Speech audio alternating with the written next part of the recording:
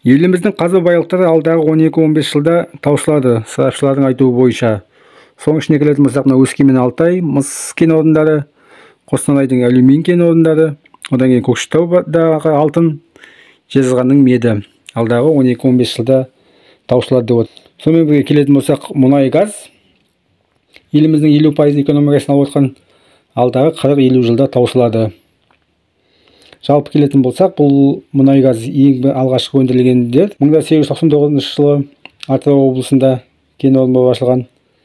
Жалпы келетін болсақ, елімізде 8000-нан астам кен орны бар екен. Соның ішінде мұнай газ 304 кен орны бар екен. Қатты қазбалар, яғни металл түрлері бойынша алюминий, мед, темір бойынша 910 кен орны бар екен.